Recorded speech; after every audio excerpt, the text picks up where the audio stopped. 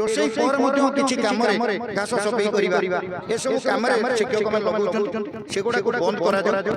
ଆଉ ଗୋଟିଏ କଥା, ଇଲେକ୍ସନ ବେଳେ ଇଲେକ୍ସନ ବୁଥ ପାର୍ଟି ସମସ୍ତେ ସେଠୁ ପଇସା ସରକାରଙ୍କୁ ନେଇକି ଯାଉଛନ୍ତି, ତାଙ୍କୁ ରୋଷେଇ କରି ଦେବାର କୌଣସି ପ୍ରୋଭିଜନ୍ ନାହିଁ। କାରଣ ବିଗତ ସରକାରରେ ସେ 2000 ଟଙ୍କା 1400 ଟଙ୍କା ଏମାନେ ପାଉଥିଲେ, 400 ଟଙ୍କା 600 ଟଙ୍କା ବୃଦ୍ଧି କଲେ, 2000 ଟଙ୍କା ପାଇଲେ। ନିର୍ବାଚନ ପୂର୍ବ କଥା ମୁଁ କହୁଛି, 24 ମସିହା କଥା।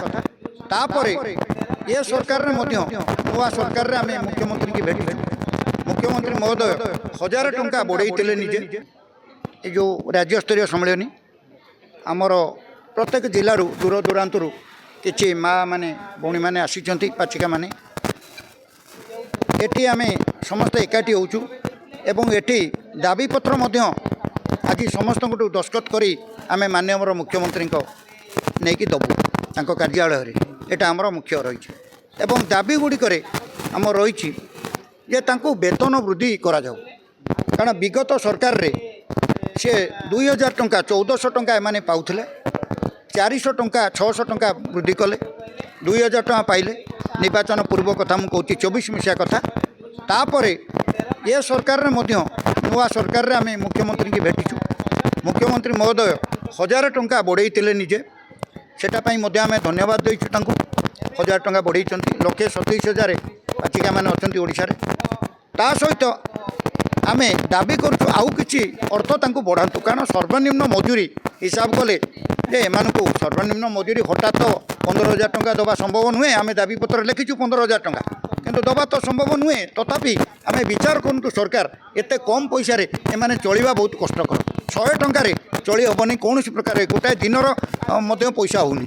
ଗୋଟାଏ ପରିବାରରେ ଦିନକୁ ମିନିମମ୍ 500 ଟଙ୍କା ଖର୍ଚ୍ଚ ମିନିମମ୍, କିନ୍ତୁ 100 ଟଙ୍କାରେ କେମିତି ଚଳିବେ ଦିନକୁ? ସମ୍ଭବ ନୁହେଁ। କିନ୍ତୁ এই ଅନୁସାରେ ସରକାର ସେଇଟା ଦିଅନ୍ତୁ।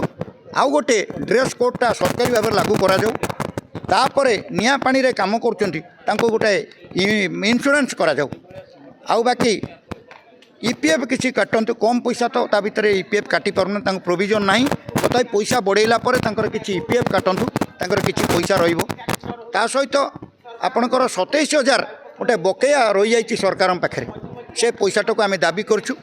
ସେ ଦେଇଥିଲେ 14,000 ଦେଇଥିଲେ ପୂର୍ବରୁ, ଆଉ ଗୋଟେ 27,000 ବକେୟା ଅଛି। ସେ ବକେୟା ଟଙ୍କାଟାକୁ ସେ ପ୍ରଦାନ କରନ୍ତୁ।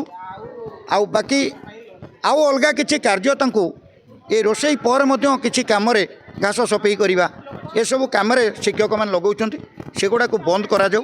ଆଉ ଗୋଟିଏ କଥା, ଇଲେକ୍ସନ ବେଳେ ଇଲେକ୍ସନ ବୁଥ୍ ପାର୍ଟି ସମସ୍ତେ ସେଠୁ ପଇସା ସରକାରଙ୍କୁ ନେଇକି ଯାଉଛନ୍ତି, ତାଙ୍କୁ ରୋଷେଇ କରି ଦେବାର କୌଣସି ପ୍ରୋଭିଜନ୍ ନାହିଁ। ଆମେ ଇଲେକ୍ସନ କମିଶନଙ୍କୁ ମଧ୍ୟ ଗତ ନିର୍ବାଚନରେ ମୁଁ ଲେଖିଥିଲି ଚିଠି, କିନ୍ତୁ ଏବେ ସେମାନେ ସେଇ ନିର୍ବାଚନ ବେଳେ ଆମର କିଛି ମା'ମାନେ ଅଭିଯୋଗ କରୁଛନ୍ତି ଯେ ତାଙ୍କୁ ରୋଷେଇ କରିକି ଦିଅ। ଟିଚର୍ମାନେ ମଧ୍ୟ ଆଖି ଦେଖାଉଛନ୍ତି, ତାଙ୍କୁ ନାଲି ଆଖି ଦେଖାଉଛନ୍ତି, ରୋଷେଇ ତୁମେ ସବୁ ରୋଷେଇ କରିକି ଦେବ। କିନ୍ତୁ ସେମିତି ପ୍ରୋଭିଜନ୍ ନାହିଁ ଏମାନେ ରୋଷେଇ କରିକି ଦେବେ ନିର୍ବାଚନ ପାର୍ଟିବାଲାଙ୍କୁ। କାରଣ ସେ ତ ସରକାରଙ୍କଠୁ ଆଗୁଆ ଟଙ୍କା ନେଉଛନ୍ତି ନା ଖାଇବା ପାଇଁ, ବୁଥକୁ ବାହାରିଲା ବେଳକୁ ଆଗୁଆ ନେଉଛନ୍ତି ପଇସା। କିନ୍ତୁ ଏ ଗୋଟେ ବ୍ୟବସ୍ଥା, ଏଇଟାକୁ ଉଚ୍ଛେଦ କରାଯାଉ ସେମାନଙ୍କ ପାଖରୁ ଏବଂ ତାଙ୍କୁ ପାରିଶ୍ରମିକ ଦରମା ବଢ଼ାନ୍ତୁ। ଏଇଟା ଗୋଟେ ହେଲା ମୁଖ୍ୟ ଦାବି। କାରଣ ଏତେ କମ୍ ପଇସାରେ ସେମାନେ ଚଳିପାରିବେନି, କୌଣସି ପ୍ରକାରେ ଚଳିପାରିବେନି। ଆଜ୍ଞା ଦେଖନ୍ତୁ, ୟାଙ୍କର 2ଟି ସଂଘ ବି କାର୍ଯ୍ୟ କରୁଛି ବର୍ତ୍ତମାନ, CITUର ଗୋଟେ, ଆଉ ଗୋଟେ ଆପଣଙ୍କର ଏ ଯେଉଁ ବିଜୁ ସାମୁଖ୍ୟ ସେ ଗୋଟେ ସଂଘ।